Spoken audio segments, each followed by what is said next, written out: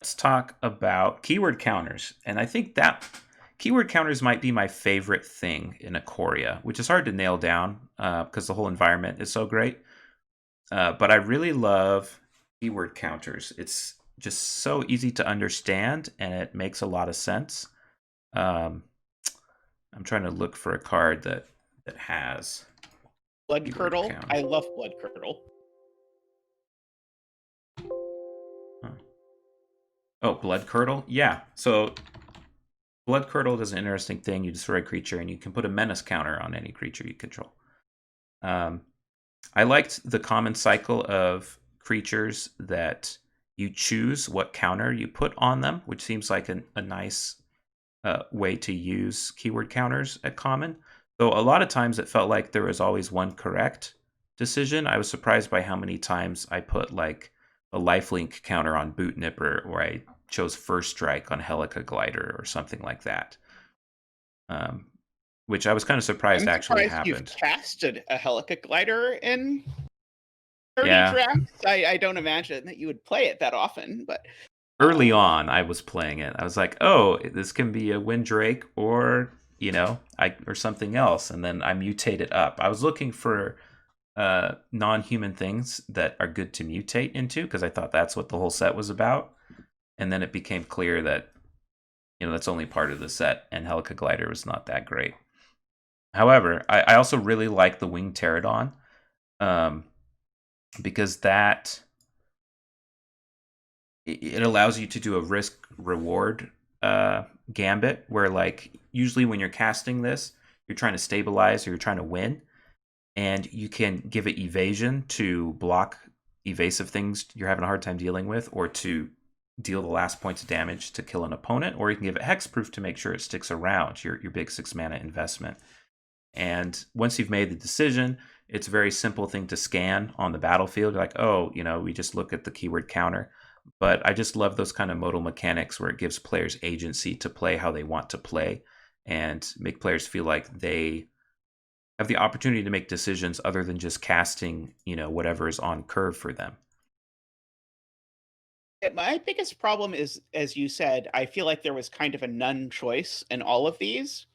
Mm, Except I agree with you that the Winged Pterodon I think was the most interesting one. The Winged Pterodon was a great sort of sideboard card. I don't think it ever made the main deck, but it was a great sideboard card to bring in against decks with removal and whatnot, so that you could sort of decide which way, based on how the game was going, you wanted to go with it. So that was an interesting one.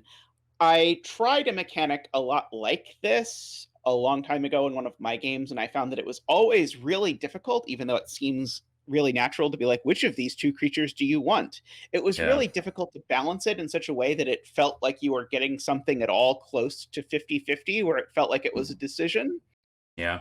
But And so sometimes there is a rarely. decision, but yeah, rarely. I think like Ferocious Tigarilla was probably the most heinous example of this, where do you want a 4/3 menace for 4 or a 4/3 trample for 4? You know what I mean? Like, do you want Which of something? these two evasion abilities do you want?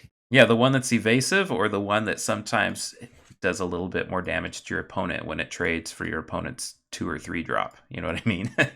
And I think they were hoping that this would synergize with the whole keyword tribal thing that I think basically never came together. Like, oh, Yeah, I'll put my boot nipper on lifelink, so it will synergize with my whatever mentor that no one's ever yeah, going to put in their deck. Duskfang mentor was the one that synergized with boot nipper. Or, yeah, oh, in my trample deck with the card I don't even remember the name of, yeah. The red I'll green one. I'm not even sure I've seen that card in play. I actually But used that to good effect before, because it basically makes trample. You can trample through, um, and being able to use that occasionally was good. I really like yeah, the I mean, I think idea. the card is good. I just didn't ending up in red green was more the hard part That's I true. found. I was surprised how little I was in red green in a monster set, but part of that is the wedge structure, which, uh, I mean, this is deja vu, but I'm gonna say, well, maybe we'll get into that later. There's just so much we could talk about. Uh, But yeah, the keyword counters. What did you think of the keyword counters generally? I loved the keyword counters. I thought there were too many of them because there were 10. Yeah, There were 9 and then plus one counters, uh, based on that one awful card that we'll talk about later. Uh, but I thought the super strange thing about keyword counters is that they do exactly the same thing as mutate is supposed to do, which is to have your creatures change into creatures that gain new abilities. yeah, Like, often you're mutating a dream heron onto something so it will gain flying, but you could also put a flying counter on it, and that was weird. I really could have done without reach counters. Like, ugh, not that anyone ever played the card that put reach counters on things, but it's just like just adding board complexity in a way that's just going to lead to you missing the 1 in 100 times that reach is relevant.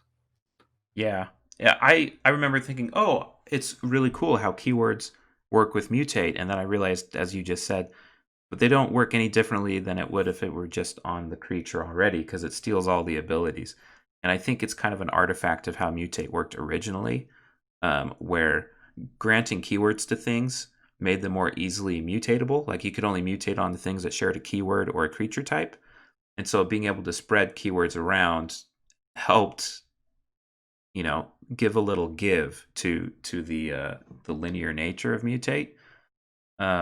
But after they fixed that, I think it was kind of a happy accidental artifact of the original mutate. Because I did I love how keyword counters are so evergreen. They're not evergreen, but they feel very natural and vanilla, and they immediately make sense when you use them. Yeah, I would definitely vote for keyword counters being evergreen, although I would pick a smaller Or number of them than deciduous. they picked.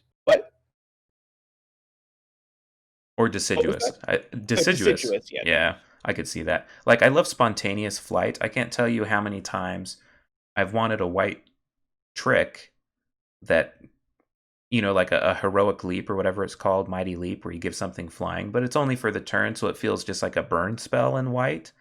But to the fact that spontaneous flight leaves the counter on there, it just feels really good. And there's also the like flying auras that always feel way too swingy.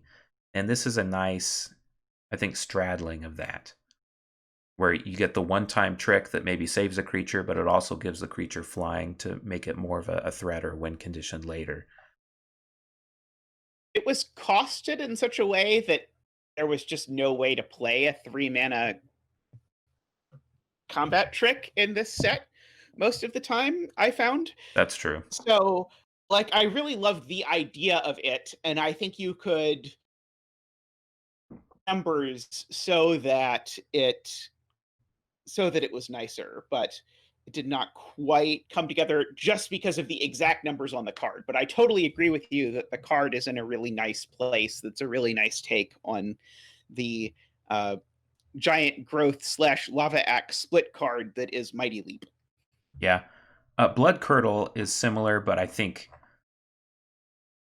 much friendlier to spiking, to spiking a draft and to like winning games because it removes a creature. But it has this wonderful synergy where you destroy their creature, put menace on one of your creatures, and that menace is going to be even more powerful because you've removed a creature that they could use to block with. So it makes the menace feel really good. And I love that you're just getting spotted the menace counter. Blood Curdle would still probably be one of Oh the yeah, best 3 commons in the set if it did not give you the menace counter. yeah, yeah. Very And so powerful you're common. just getting this thing that then makes the game more interesting because now you've got some random thing has menace, and I think that's a nice way to sort of spice up the board and the environment and lend this diversity to gameplay Yeah. because Because when you look at a typical Magic game, decisive moments are oftentimes based around removal, right? Like, oh, I doom bladed your creature that you put an aura on, or I doom bladed your thing that was commanding the board, and now I can swing in. And those moments are defining for Magic games, but they make Magic feel kind of samey over many sets. And so having something that spices up that moment, it makes it feel unique and exciting, I think goes a long way in the case of Blood Curdle. And it does a really good job of one thing that's really important to me, which is creating an arc where what happens early in the game still matters later in the game. It's not just Yeah. like all the sand washes away every turn and it's Yeah. basically you're starting fresh. And so very often what would happen with Blood Curdle is you throw this counter on your 3/1 Mm. and then 6 turns later, the fact that your 3/1 has menace means that you're now able to attack, or the opponent can't attack you because they need to leave back 2 blockers or Your whatever. alpha And strike can just get there by 3 damage because of the right, and menace counter. Yeah. I really liked that sort of through line where we're still seeing repercussions of the earlier game in the later game, and I think that the way that sort of you had this splash counter stuff laying around did a good job of that. Yeah. And this is something that only really works in this set, but I liked all of the black typically is able to remove counters from things, and that was kind of how they dealt with planeswalkers before they just said, "Why don't we just let black kill planeswalkers?" But I like that that mechanical space can be used in a more interesting, less swingy way in this set because counters aren't just you know the +1/+1 counters that make the Hydra a creature and not a 0/0. You can use something like Heartless Act to blow out a creature, um, or the 6 mana 5/2 thing that can remove all counters from a creature. I like that that is Did you a ever gameplay use the space fact that that now Blitzleech exists. had that text? That Blitzleech, yeah, I believe I did. I did that to 2 for 1 or 3 for 1, something like if they're attacking with a creature with a death touch counter like a boot nipper, I guess you're killing it anyway. But there's like bigger things that end up with menace counters like blood curdle, right? So they attack and they're confident you can't block profitably. You can make a creature not only small but also that you can kill it with your 2/2. And you can trade your blitz leech for their 4/4 or whatever. That makes I do love that Blitzleech was a card that I think anyone who's played a lot of Magic will look at and just write off as like, "Oh, this is the Yeah. unplayable 6 drop," and it, like, turns out to be a level up that actually you can put Blitzleech in your deck at Yeah. times. It is a legal game action, and that was And nice. and it does a lot of things. Like there's sometimes this blue black flash thing.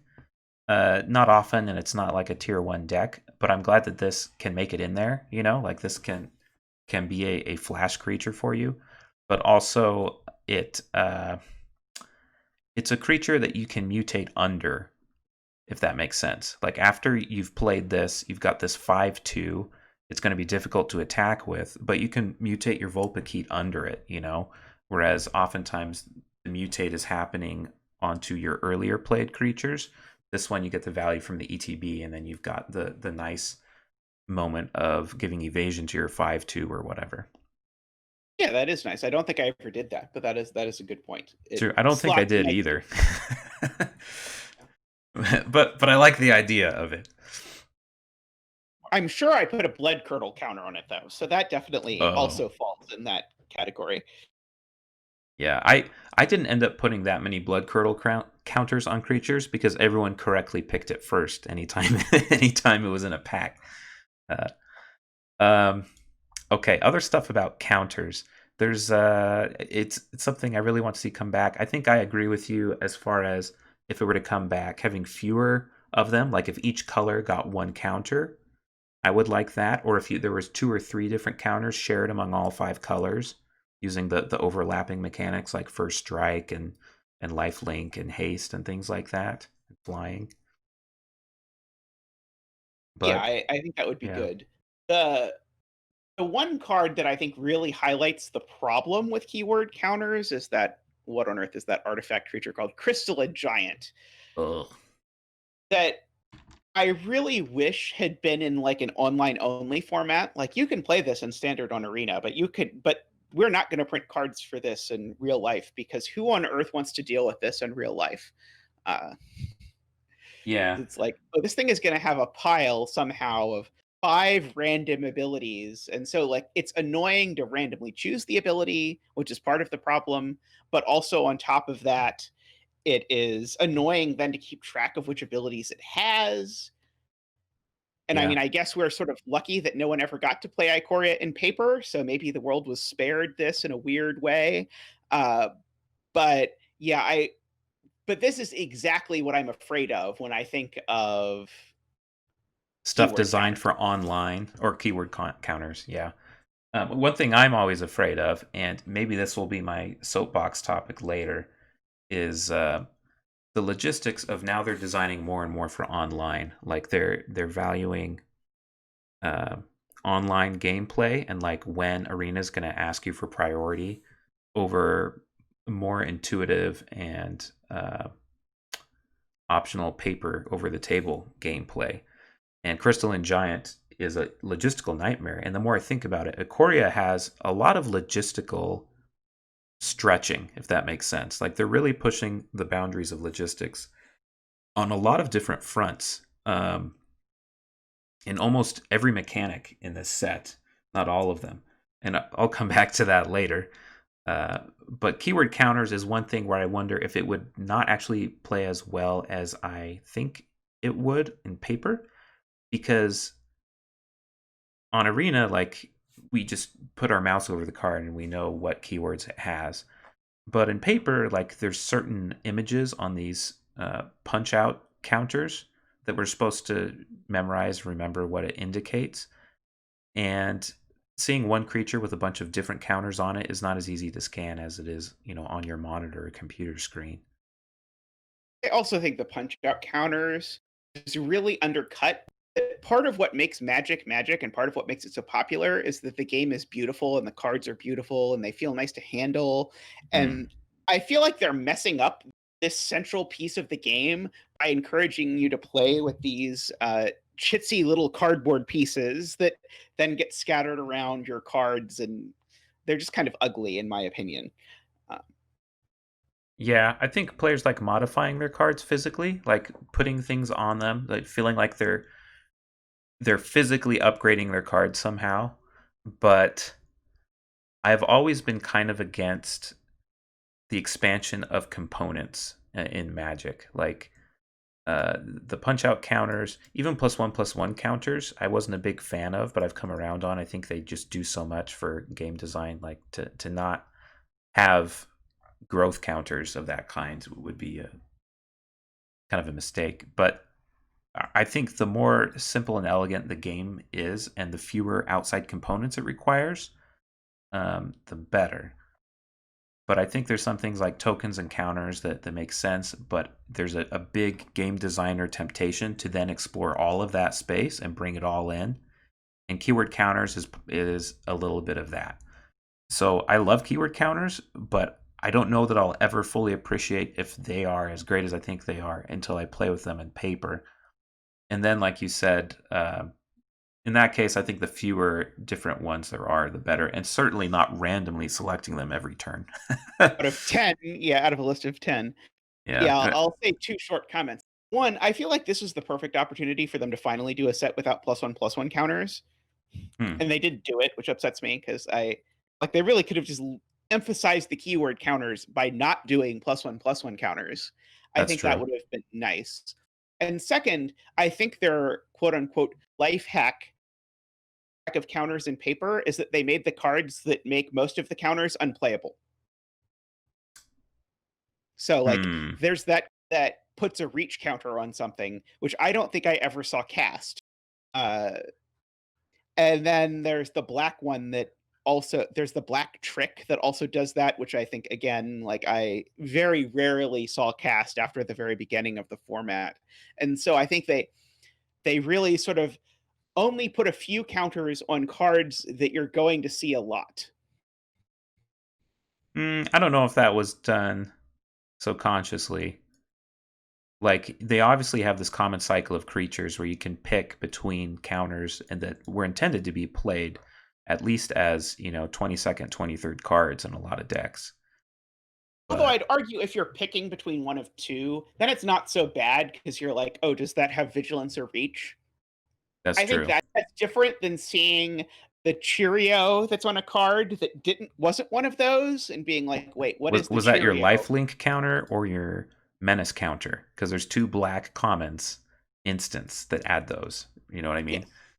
Uh, yeah, is it the Lifelink Cheerio? No, it's the the Captain Crunch is the Lifelink. The Cheerio is the Menace. I will Uh, say, I think Commander is making it so that players more and more are traveling to play Magic with this giant host of counters of all sorts. and components So, like, I never play Magic when I don't have my, like, craft box of 30 different types of tokens and counters and whatever, and you see, like, everyone in their little deck commander deck box, the Satin Tower or whatever, it has space for a bunch of tokens, and so people will bring a bunch of stuff of that sort. I think Commander is, in addition to the fact that they're designing cards more to play well online than in paper, but Commander is also, I think, encouraging more of this sort of like Cadillac Magic experience that includes, among other things, having more of these counters around. I like the phrase Cadillac magic. That's how I'm going to think of this idea from now on because I think perhaps because of the era we grew up in, like we grew up in the Magic era of we're playing this on the asphalt during recess, you know. Um, it has to just be the cards. You know, you can't come into sixth grade with your huge thing of like 30 different tiny six-sided die and your 100 sided die for a life counter and things like that. You just have to have the cards, and a lot of times we just remembered our life total. You know what I mean? Oh yeah, Uh, I definitely know that. Yeah, everyone would be like, "What are you at?" And you just have to remember. And yeah, I could never do that now. Like, can yeah. you imagine trying to play a Commander game and trying to Oh remember my what on life gosh. total you're at? Yeah, Yeah. Whereas now, I think the average age of Magic players has increased significantly since then. Although I'm not sure. Like, I obviously don't have that data, but I suspect this big gaming boom in the United States and across the world. Really, a lot of it is people our age and a little younger, where tabletop gaming has exploded. People with disposable incomes like gaming a lot more than the previous generation did at that age when they had disposable incomes, and uh, they like components. It's more of a lifestyle Cadillac thing. Oh, I've got my magic gear. I can upgrade not just my cards but my components. I can back a Kickstarter with shiny dice, or I can buy an artist's unique angel and demon tokens and things like that.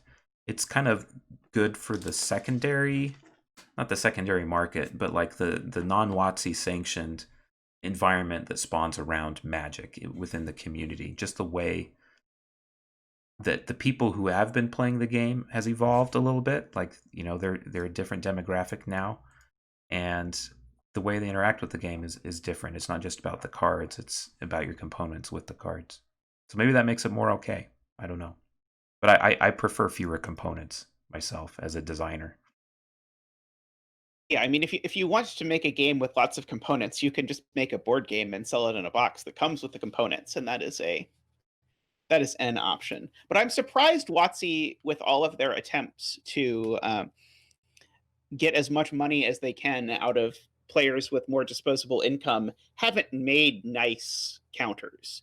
Because it Hmm. seems like if they're going to give people these really terrible ones to play with, but they also offer to sell you a secret layer with one of each keyword counter for $50 and they're made of metal, uh, I feel like that would be the sort of thing that they would do. Yeah, But like I think they had those weird Ultra Pro tokens, right? oh, That were those were ugly as sin. yeah. Uh, I think they're oh much better at just making art for their cards than they are at making components. Um, I think that's something that they're happy to leave to secondary market and external parties there. that's fair. I will say the companies that make sleeves have gotten really good at making like sleeves that I will happily pay like a lot of money for because they're so nice and they're in the That's right true, colors and all that kind of thing. and they feel good. Yeah, Um, oh yeah, the tactile part of playing is a lot of it for me, and is a lot of what's lost online. that's true, and it's also kind of the finickiness, or maybe that makes it feel so finicky when we're adding. Like, is it a fun tactile experience to like carefully move your tiny die to from 1 to 2 when you're trying to indicate 2 +1 +1 counters on a creature? Uh, like I don't like that aspect of the physical experience, trying to manage my tokens and counters. Whereas shuffling and fanning through my hand, that feels more satisfying to me. But I recognize that's probably a little more personal preference. I only Um, find it frustrating if it's one card. I don't mind, but when it's like commander and you're playing a Cathar's Crusade or whatever, and every ugh, turn you're having to put 2+1/+1 counters on all 12 creatures you control, then it gets really annoying. yeah, yeah. Then like the other players have to come help you, and you're like, "Can I use some of your dice and your dice?" And it's like this group effort just to make the game work for one turn before the next guy board wipes. You know what I mean? Exactly. Yeah. Yeah. The last thing I wanted to say about keyword counters is I really loved the effort to make keyword tribal a component of the environment. And I think it was, I don't think it came together in the end. I think a big part of that was the mentor cycle just didn't really get there. Um, but I liked that in this draft environment where you have wedge factions, and so the only good archetypes to specifically draft on purpose were the enemy pairs, and then you kind of expand out to three colors as needed, as necessary, into wedges. To occasionally be able to draft an allied deck based on keywords gave some dimension to the environment that I liked a lot, although those decks were generally not great. They weren't very The good. green white vigilance deck was, I think, the only one that ended up being very good. And that was off the strength of um, the The rare, I uncommon. think. Oh, I guess it's uncommon was good too. The Heat Bonder was really good just because decks in this format generally don't deal enough damage per turn to overcome you having a Heat Bonder that's gaining you 3 life a turn. And Yeah, so it they don't allows you to survive long enough to keep using its really annoying activated ability, like it all of the mana you have to spend on that. Oh no, I'm Wonder thinking of a has an different activated thing. ability. I'm thinking of the mentor. You're thinking of the hybrid bonder. Yeah, I'm thinking of the Heat Bonder, I think it is. Yeah. Yeah, I mean that was a good one. I mean a 3 mana 2/4 vigilance is also these days still a pretty good base stat line, and you're Mhm. getting 1 life at the end of each turn without anything else going Vigilance on. is a terrible ability, so you're not getting anything out of the fact that you're playing a bunch of vigilant creatures. But fortunately, in this format, you don't have to kill your opponent if you're in green white. You just have to let them deck themselves because they cycle, and then you're uh, like, "Aha! You're going to deck before me because my color pair can't draw cards." that's And true. then that happens, You have which I anything? will say is a slight downside of the format. There were a lot of games that went to natural decking. That's true. I didn't have that many games that did that. Oh, yes, I did. When I was like in these blue, red, white value cycle decks, um, I would either win real fast or end up decking myself because I've cycled so much. Yeah, Speaking of it's a which, terrible feeling that I think has happened in a lot of recent Magic sets that you've got 15 cards left in your deck, and you're like, I don't think I can win. And they've got 16 cards in their deck, so I think they're going to mill me out. And you're like, but I can't just concede because A, they might not realize it because it'll happen all the time that yeah, they're ahead on milling and then they'll just cast a divination and not be or whatever. But also, like, maybe there's some weird string of things in my deck that I'm not thinking of that could get me there. I would like to avoid that coming up as often as it has come up since the Risen Reef era began. ugh, that's true. Where card draw became like, why can't everything draw cards all the time? Every other uncommon is a card draw engine these days. I didn't see that so much in this set, but that's because all the cards could just draw cards by themselves anyway, because they all had cycling. Speaking of which, shall we move on to cycling? Yes.